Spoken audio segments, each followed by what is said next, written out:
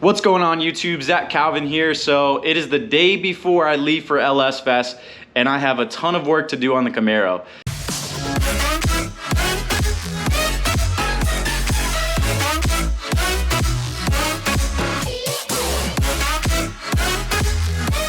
So there's three things that I need to fix today. One is oil temps.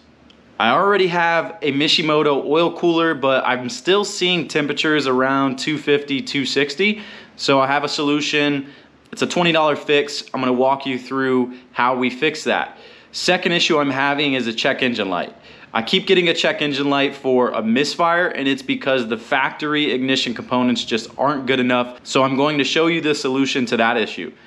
Last thing is when I'm at full lock and I hit a bump or anything like that, the compression that happens blows out my fenders. It's caused tons of issues. You can see here I have a bent rim, not necessarily a bent rim, but the tire blew out because the spring compressed so much that it sliced the back of the tire and then ruined one of the stage wheels. Those have been on back order. I'm waiting on some fronts, which is why I have mixed match fronts right now. But I need to change out the springs for a 20K spring. I already have that from Swift Springs. I reached out to the guys at BC and they sent over a set of Swift Springs. So I'm gonna install that today as well. Today we're gonna be doing an oil cooler fan. Let me actually turn on the lights. It is a little dark in here, that's a little bit better. We are doing an oil cooler fan because even with the Mishimoto oil cooler, let me show you guys that, just in case you're unfamiliar with the car. So I have this huge Mishimoto oil cooler in there. I don't know what it is, 16 row, something crazy. I'll find out and put it up on the screen. But oil temps are still getting to like 240, 250 when I'm beating on it.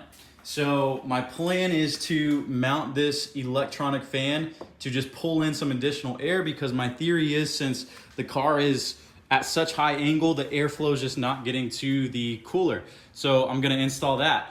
Second issue I'm running into is ignition problem. So I've been throwing a check engine light probably every event for a misfire.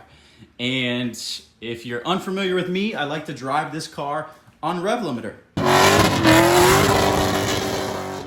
And what I found is the factory components just aren't good enough for the way that I'm driving the vehicle. So I reached out to the guys at Granatelli Motorsports. I've been running their plug wires for a while and they are phenomenal. There's 0 ohm resistance, which gives you the most power for your car. The last thing you want to do is be cheap on ignition products. Now, there's a lot of other names out there, MSD, Fast, just to name a few. And what I see is, to be honest, I've tried their products and I've tried Granatelli Motorsports and I've been more impressed with this. So not only did I go with their high temp wires, I'm also going to go ahead and upgrade to their ignition coil packs. Now, this improvement should solve the issue with the misfire that I have and still allow me to drive on rev limiter, which I like to do. Aside from that, we are going to change out the front springs because we're not running a sway bar with the blue 808 angle kit just for clearance issues. So I reached out to BC Racing and they got me some 20K springs for the front. I think that is going to help grip up the car a little bit. I'm also going to loosen up the sway bar in the back. And lastly, we are going to get some tires mounted. So the first thing I'm gonna do while I have the car on the ground is go ahead and change out the spark plug wires and the coil packs. It should be pretty straightforward. All you're gonna do is go ahead and pull these probes off, if you will, for the spark plugs. Take a 10mm and pop off the coil pack. Unhook your ignition, unhook your connector, pop off the 10mm, and then replace the coil pack. So it shouldn't be that much of an issue. The ones where you might have an issue is kind of in the back, but what I've noticed is a Camaro, in comparison to a Corvette, has much more engine bay clearance. Even though the motor's kind of pushed back towards the firewall, you still have a ton of room. Here you can kind of see a ton of room, a ton of space to get to everything you need. So I'm gonna go ahead and exchange those and show you all what it looks like when it's done. I went ahead and changed one, and I wanted to show you the difference. Look at this. So this is the Granatelli wires that I was running. I just reused the factory heat shield. Look how much better and beefier these high temp wires are than the factory heat shield that comes with it. So this not only has kind of a thicker, heat resistant, I don't even know what you want to call this, a heat sleeve, I guess would be the best thing, on top of this heat sleeve. So extreme heat protection, which is just gonna produce better spark, which of course is better power. And then the coil pack. So I'm gonna go ahead and finish changing them out. This is a bolt-on solution, so you don't need any sort of coil pack relocators or anything like that. I'm just reusing the 10 millimeter bolts. It's the factory harness that I'm reusing, so everything is just plug and play. It literally will take you maybe 10 minutes to do, and it's gonna increase your power, increase your efficiency, just all around improve the lifespan and performance of your vehicle. So if you're interested in this, I'm gonna put the link in the description. Again, I've already been using this product, so I definitely stand behind it. I would not put something on camera for you guys to try if I don't use it myself. This is what works for me, and you've seen the way that I drive my vehicle, so it definitely can keep up with the abuse. All right, so we've got it up in the air. What we will be changing is this factory spring. So this is a 10K spring. It's an off-the-shelf set. Well, it's a custom spring rate, 10K in the front, 10K in the back, but I wanna go with the stiffer spring rate in the front since I don't have a sway bar. So that's gonna kind of help compensate for that. But let's talk about this freaking angle. If you are new to the channel, or maybe you've just never seen a Camaro drift, it does not get better than this. There's a lot of pro cars that probably don't have this kind of angle. So let's talk about what makes it so great. This is a blue 808 billet aluminum knuckle, and then we have an adjustable control arm built by Robbie, aka Fifth Drift on Instagram. And then these are just some factory tie rods. These are actually pretty new because, let me make sure that's good, yep. These are actually pretty new because I bent the old ones, and then they have some tie rod extensions into a heim joint that goes directly to the knuckle. But we're gonna be changing out the spring rate today. So to do that, I'm gonna need to take the coilover off of the knuckle and then off of the top hat. And then it's just a simple slide out, slide in. I'm also gonna go ahead and pop off the front bumper. So there should be, see if we can see in here, some 10 millimeter bolts. Just pop those off and then it'll come right out. All right, so here's the fan. It is a little bit bigger than the cooler itself, but as you can see, it looks like the mounting holes should be fine. So I'm gonna figure out how to get it behind the radiator. Or I'm sorry, I'm gonna figure out how to get it behind the oil cooler.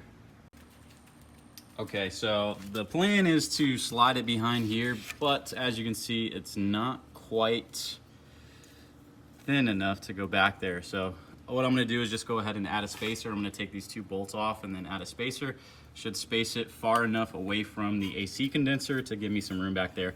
And honestly, that might be part of my problem. Don't know, but we're gonna figure it out. All right, so we got the fan on now. Fits nice. Got the spacers there. Everything looks good. Now we're going to wire it. And I have these fancy connectors. Let me show you. You basically just heat these up and it kind of solders it together. So no need to splice or anything like that. I'm gonna give these a shot. All right, so I'm gonna show you how to use this. Basically just connect the wires together and then you get your solder on.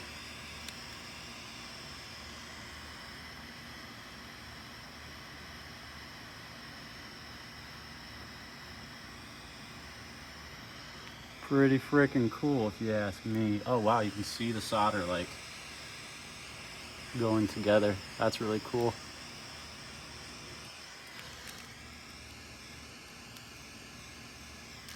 I think that's it. Cool. All right, it's a new day, but we got the fan installed on the oil cooler. We have the coil packs installed and the new plug wires from Granatelli Motorsports.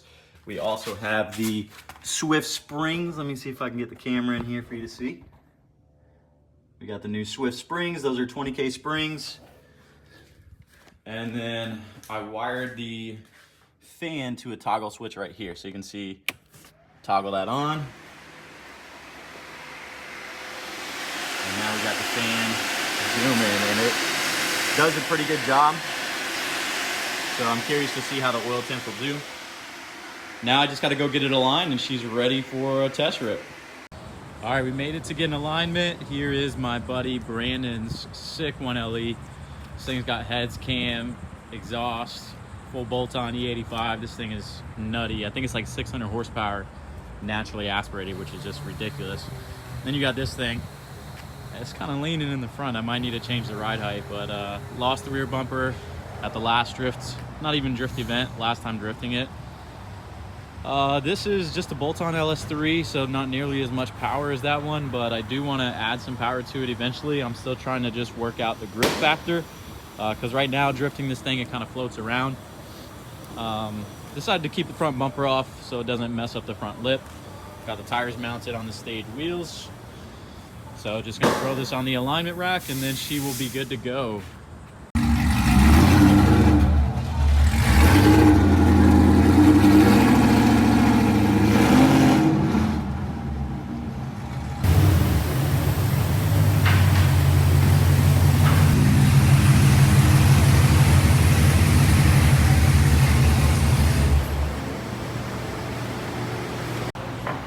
All right, so Brandon just got done adjusting the back.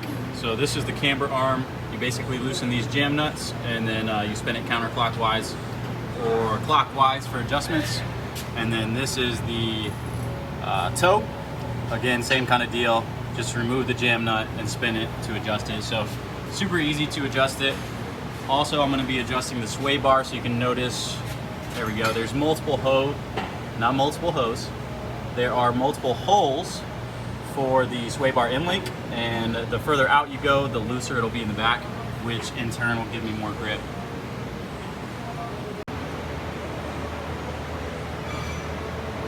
All right, so Brandon's adjusting the front.